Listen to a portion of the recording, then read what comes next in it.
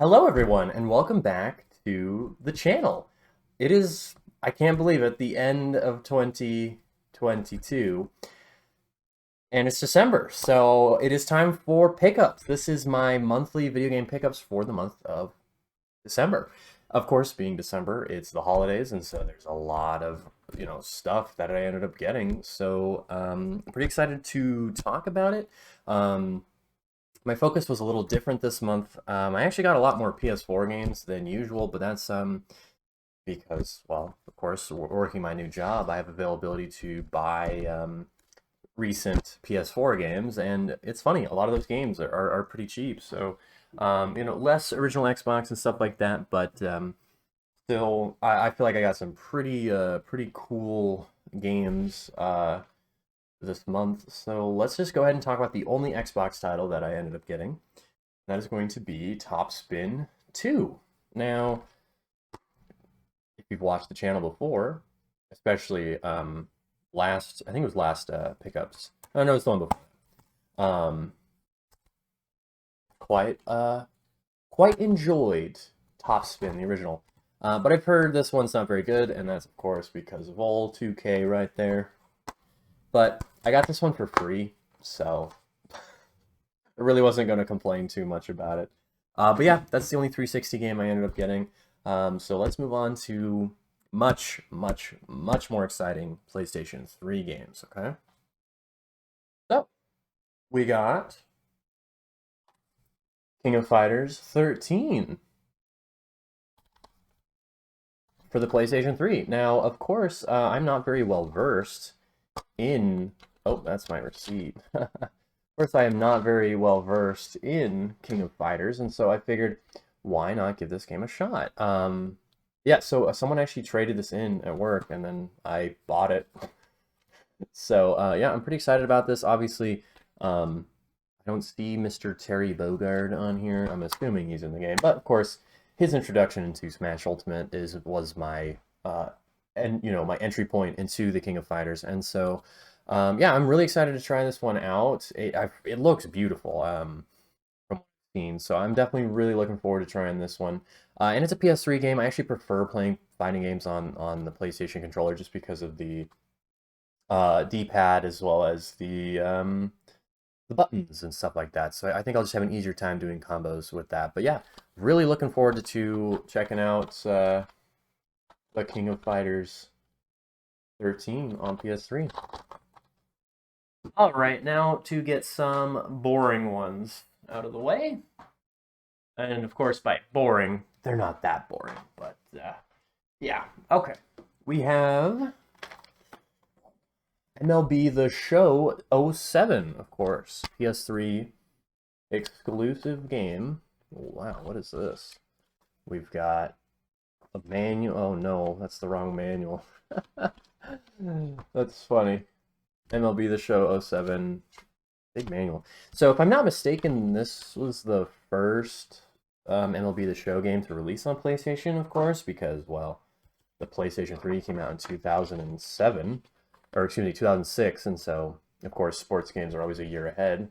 So I don't know. I've never really played these, but baseball is by far my favorite sport, so I figured why not.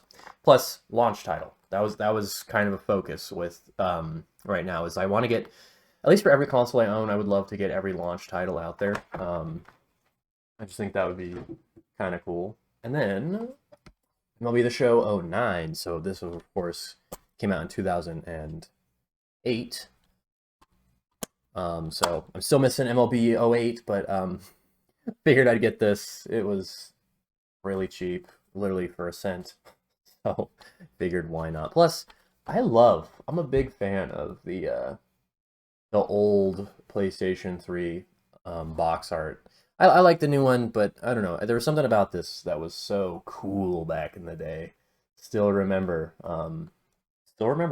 it. All right. So we still got a few more PlayStation 3 games. Let's move on to kind of a lesser interesting one, but that's going to be Gran Turismo 5 Prologue. Now, if you don't know, well, why is it a prologue? Um, let's just say Polyphony Digital, the developers of Gran Turismo, struggled during this. Oh, wow, there's a old receipt in here. I wonder what it is. I don't want to expose anyone. Oh my gosh, it's from Sam's Club. In the year 2008. Would you look at that?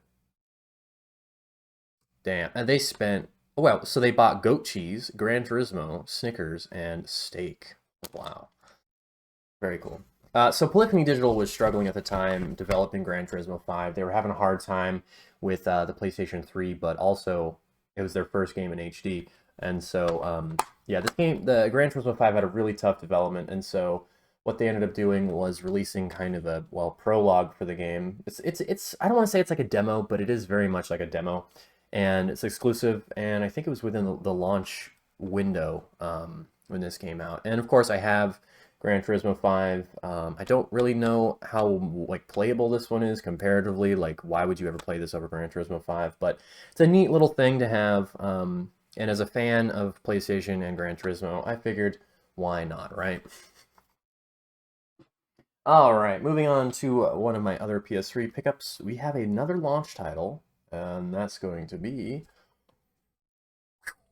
Genji, Days of the Blade. Now, the Genji series is one I've not actually played. It was on the original PlayStation 2. Why did I say original? It was originally on the PlayStation 2, and then, of course, moving into the next gen, Sony wanted to have a next-gen Genji game, and so, infamously, this is the giant enemy crab game. If you know what I'm talking about, then you know. Supposedly, this game is actually beautiful. Oh no!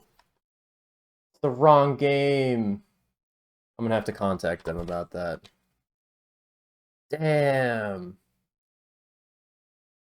Oops. Well, shoot. I was actually really looking forward to playing this one, but alright, so I guess I'll have to wait on that one. Hopefully they actually have it.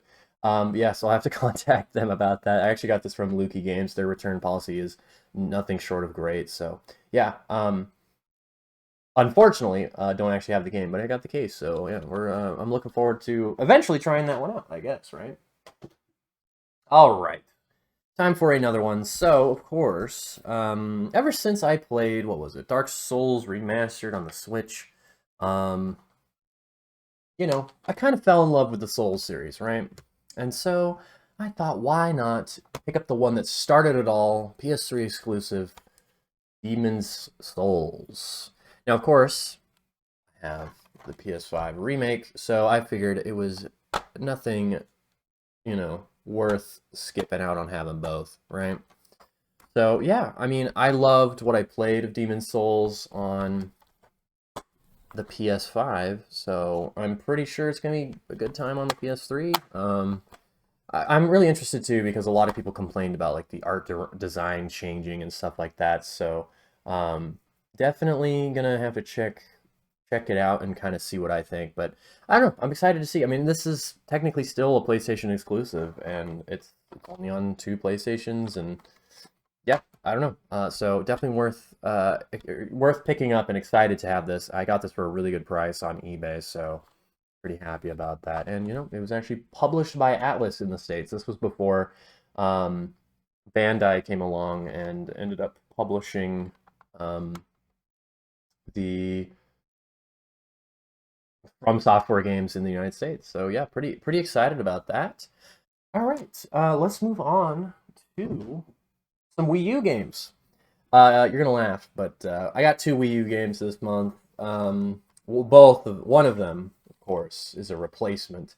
This is a game I ended up losing in my move. I cannot find it anywhere. So, Super Mario 3D World, great game. At the time, it was definitely like, not too sure about this, but yeah, Super Mario 3D World on the Wii U. Still a great game, still worth playing in my opinion, but of course, the Switch version's better. So, yeah. And then a spin-off of Super Mario 3D World, we have Captain Toad Treasure Tracker. This game is also very good and one of the best surprises from the Wii U. It uses the gamepad perfectly, and it's beautiful in HD.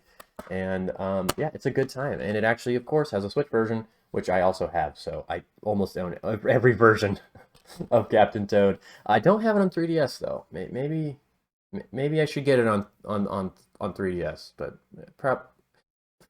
Probably not, right? Probably not.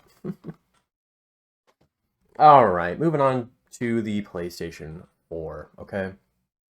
So, as you guys know, I've been recollecting the Call of Duty games that I do not have on PlayStation. Oops, guess I can go in order, but we already brought this one out. So we got Call of Duty Advanced Warfare, of course. Day Zero Edition, wow. By far one of my least favorite games in the whole series. Sledgehammer games, not my favorite, but you know, this was like $5 and the campaign is worth revisiting maybe in a couple of months. We'll see, but yeah, this is just one that I wanted to pick up to have on PS4 so I can play it on PS5 and stuff like that. And of course, Call of Duty Ghosts, the very first next gen Call of Duty game. Also, not a very good Call of Duty game. But yeah, I mean, I still remember when this game came out and it was being like hated and everything. So we've come a long way since then. This is kind of the series' first dipping point, this game and Advanced Warfare, and then it picked itself back up, you know, a couple years later. But yeah, I mean, it's always interesting. You got to know your history, right? If you're a fan of a series, you know?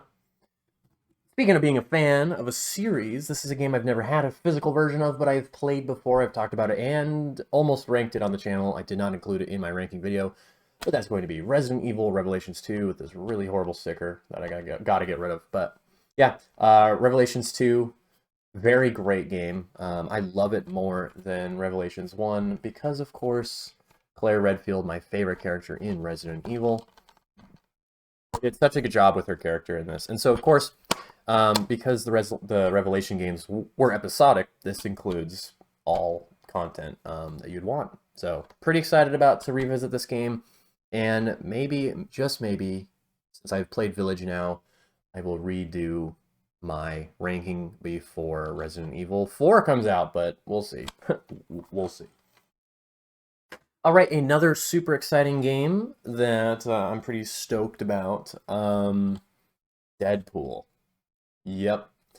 This game is pretty interesting because they got a very limited release in its on PlayStation 4 and Xbox, if I'm not mistaken. It got a very low print run, and at the moment, this is, I don't want to say one of the most expensive PS4 games, but this guy goes for like 50, $40 for, you know, especially for how old it is. I think that's pretty impressive.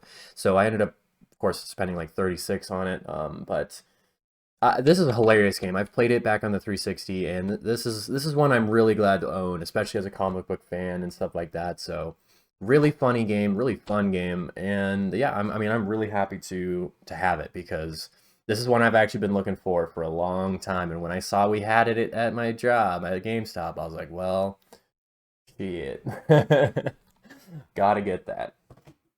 All right, so another one here. We got Shin Megami Tensei 3 Nocturne HD Remaster. I'm a big Persona fan. I've played Personas 4 and 5, and I've tried to play 3, but I'm going to officially give it another shot come the release of Persona 3 Portable on PS4 next month. So I'm going to be giving that a shot, but I figured I needed at some point to play an OG Shin Megami Tensei game. I've heard as a remaster, this was could have been better, but the game itself, of course, I've not heard nothing but great things about. I mean, Shin Megami Tensei fans can be pretty hardcore, so I'm definitely looking forward to checking this one out and giving a true Shin Megami Tensei game a fair shot. All right, continuing on, as I said before, the first Dark Souls game I ever played was Dark Souls Remastered on the Nintendo Switch. And for years, I've been wanting to get Dark Souls Remastered on the PS4, but it never went below like $20. And finally, I got this guy for 15. Pretty excited about that. It looks and plays great. I mean, come on, Dark Souls. How can you go wrong with this game? I mean, it is just so well crafted, you know? So great game, but I'm also just really excited to have this game. I'm mean, it's got PS4 Pro support, so of course it runs and looks great on the PS5. Apparently it had some like frame rate issues on PS4, but because it's running on PS5, looks great, plays great. Finishing off a series that I'm a fan of is Assassin's Creed. This is the only Assassin's Creed game that I never had physically. This is Assassin's Creed Odyssey, so I now own every single mainline Assassin's Creed game from Assassin's Creed 1 all the way up to Valhalla. So this was the second of this style of Assassin's Creed game, and depending on who you ask, this is either the best game in the series or the worst. I'm a bit of a fence sitter on Odyssey. I generally like it a lot, but I can understand why some people felt fatigued by this game or whatever else. But yeah, I don't know. As a fan of the series, this was worth owning. Plus, got a 60 FPS patch on PS5, so pretty cool. Cassandra, I still think, is one of my favorite protagonists in the series, so yeah. But this closes out my Assassin's Creed collecting for the time being until Mirage comes out.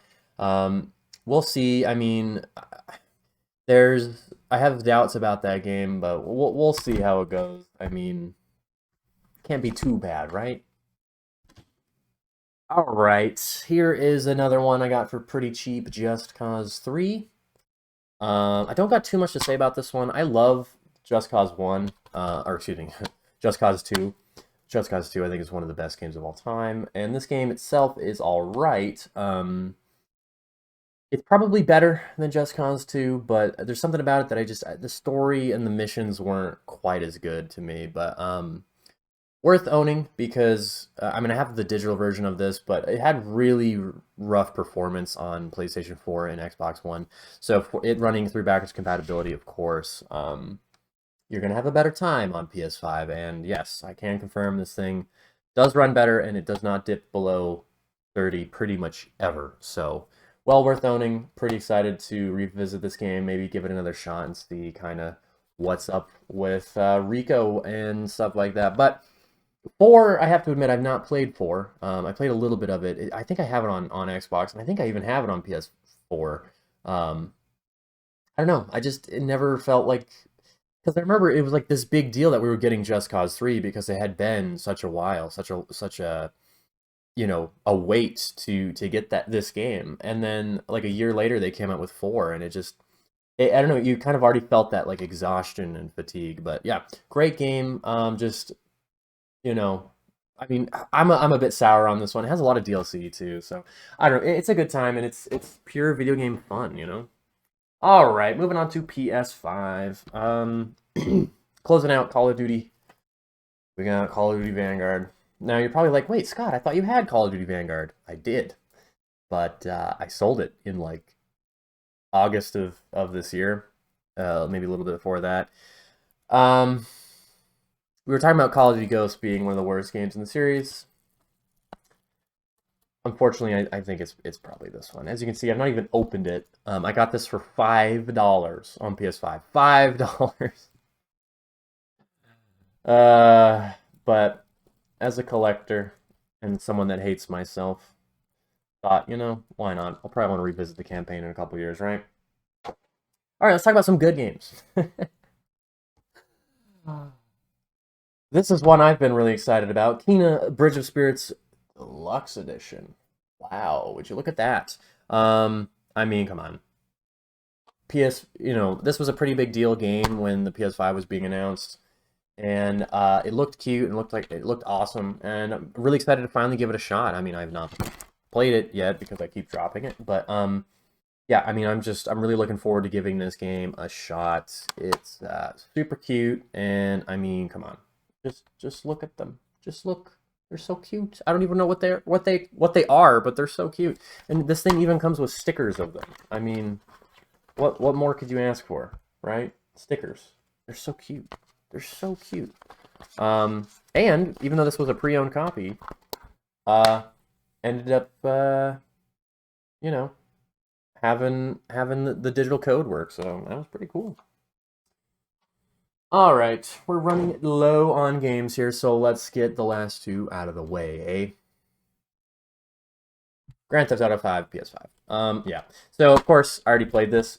But I figured, you know,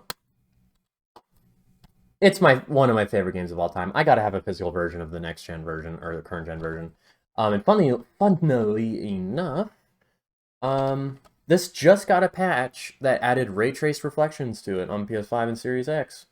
So that is pretty cool. I'm gonna have to check that out. So yeah, I mean, I have to admit, I don't love the like gold. That's what they did for the expanded and enhanced, was like this ugly kind of gold border. Much prefer the black. I mean, you can kind of still see it, but I don't know. It just looks kind of ugly. But I mean, the spine is still black, so whatever. And then the last game we have. Am I proud about buying this one? Maybe, maybe not. But of course, one of my other favorite games of all time is Persona 5, and specifically, I guess, Persona 5 Royal. However, I've not actually beat Persona 5 Royal. I have the PS4 version, of course, and I made it up to, no spoilers, fourth palace? Yeah, the fourth palace, and then kind of fell off because by the time I was playing Royal, I had already beaten the original Persona 5 by that point a couple of weeks ago. So it was well worth giving this one another shot on PS5, and I didn't really think the game running at 60 frames per second 4K would make that much of it. Oh, the game's actually in my console right now, so don't worry about that. But yeah, I mean, I like the Steelbook more than the Royal one for PS4, so pretty excited about this. The only downside that I'm really pissed off about, no cross save. If there was cross save, I would get the Switch version because I can play the damn thing, dungeon crawl, or do the social stuff and all the stuff I like doing at home, and then do dungeon crawling, mementos grinding on the Switch. But there is no cross gen, so that's really disappointing. So yeah, woo, wow, gonna break it. So yeah, I mean that was let's hoist the box back up, I guess, huh? That was my video game pickups for the month of December. Pretty good haul, I would say, you know? Not the greatest, not the worst, but I got a lot of titles that I've been looking for a long time and stuff like that. But yeah, I hope you enjoyed the video, and as well as the upgraded production value. Did you get anything cool for Christmas? None of those games I actually ended up getting for Christmas. I bought them all myself, which means I spent like, I don't even want to think about it, too much.